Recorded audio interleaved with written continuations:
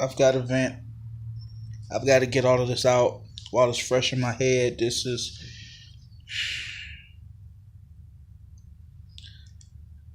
I'm having a conversation with a pregnant woman who works at McDonald's. Nothing special about her. She's honestly not even attractive. Not too far away from us is another pregnant woman. And not that we're trying to keep the conversation private. Maybe we were a little loud, whatever. But the first girl, the second girl's ugly as all sin too. The first girl mentions the baby daddy's name. And the second girl overhears it. And they start to compare notes.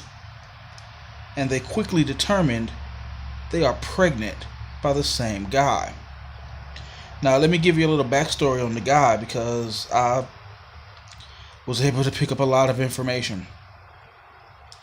This guy, not counting these two women who are pregnant with his child, has 7 children by 4 different women.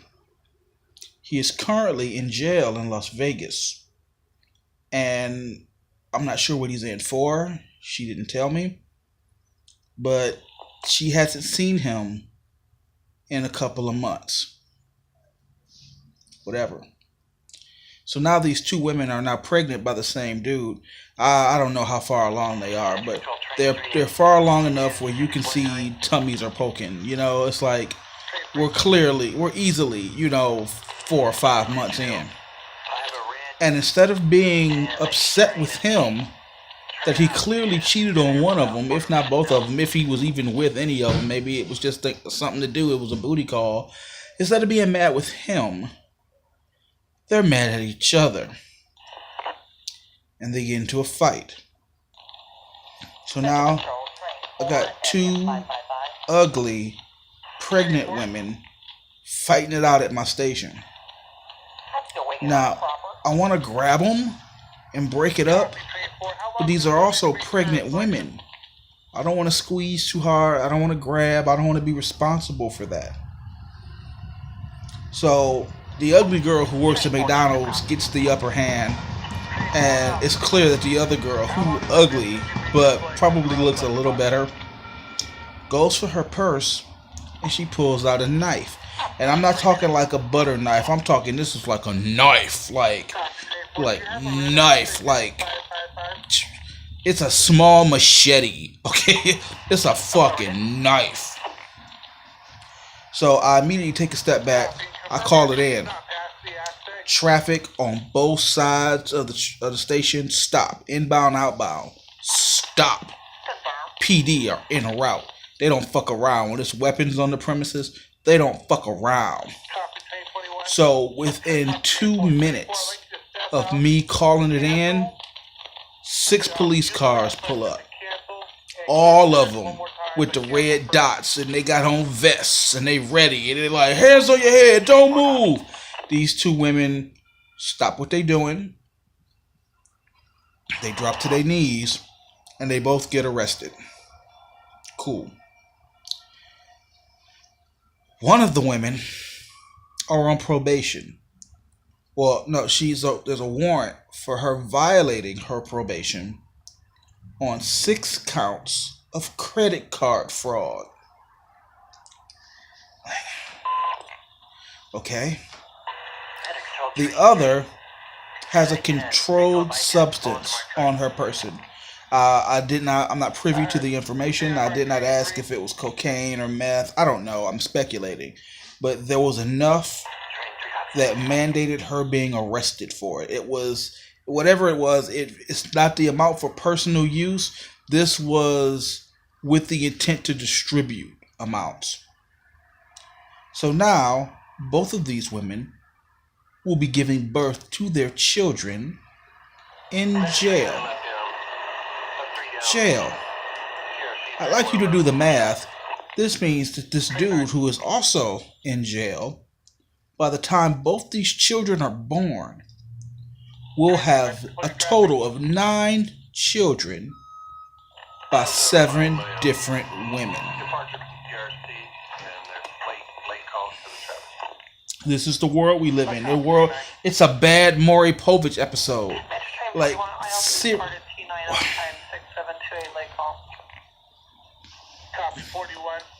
what did any of them think that this guy was going to be able to do for him? Even take the two of them out of the equation.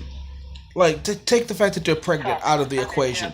Here's a man. You are dating a man, or you're seeing a man, or you're having sex with him. You're spending time with a man who has 7 children by 4 different women. Even if he were to get a good job, child support will take everything from you. Child support typically takes 40% of your earned income and gives it to the child. You times that, times 7 kids. I'm not a rocket scientist, but I don't think you can get 280% out of 100%. You would clearly be working only to pay child support.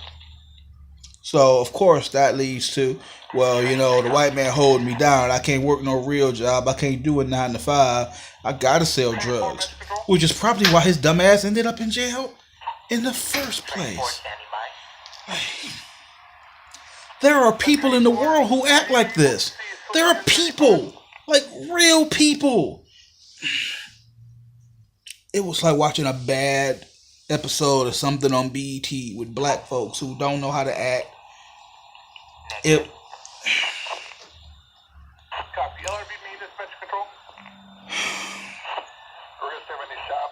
So I had to stop, do reports.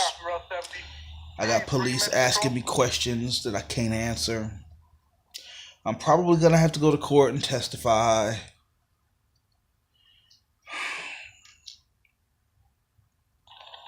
It's funny, I've been telling people all week that this is probably going to be my last week here. I'm a gold unit now. I'll be doing other things. That's a completely different story because I'm not even sure if that's the case. I mean, I have the promotion, but I think they're going to end up making me more a swing shift kind of guy. I'll fill in for other gold units, but I think they want to leave me here, which I'd be okay with. But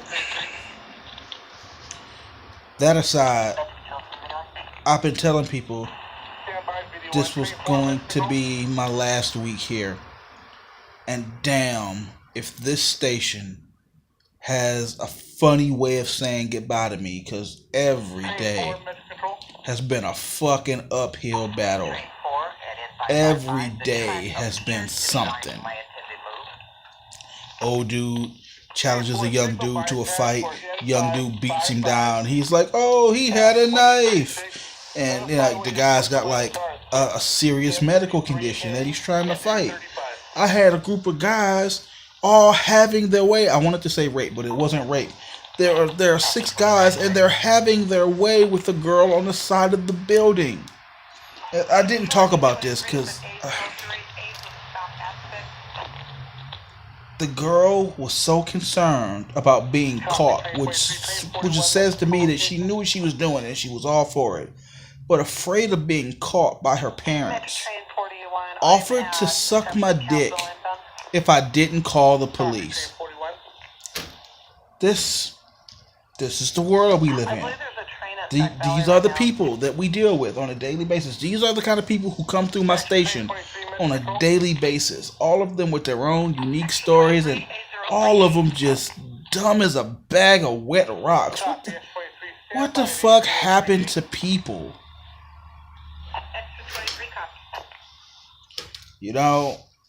If this really is my last day at a station full time, I'm not gonna miss it at all.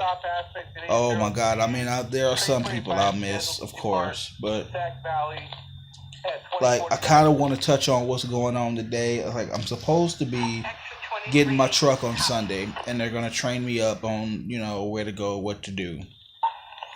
But I got a call from my boss today, and he's like, hey, if we can get somebody to cover your shift, can you work a gold unit today? And I was like, oh, absolutely.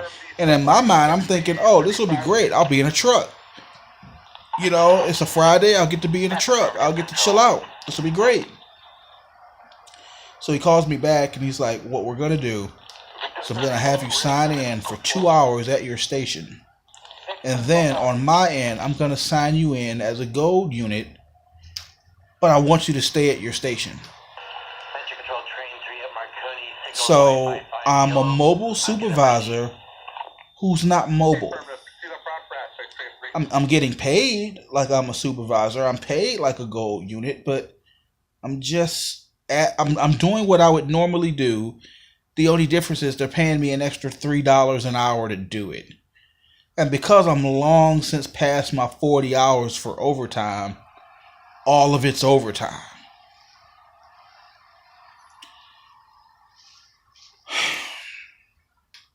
I'm mentally exhausted. Physically, migraine. Physically, my feet hurt.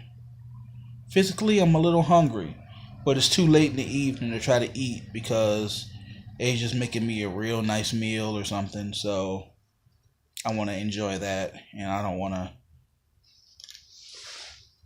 eat too much and then I can't enjoy what she made. I'm glad this week is over.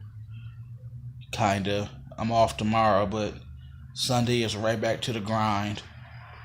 One day off. One fucking day off. This is my life.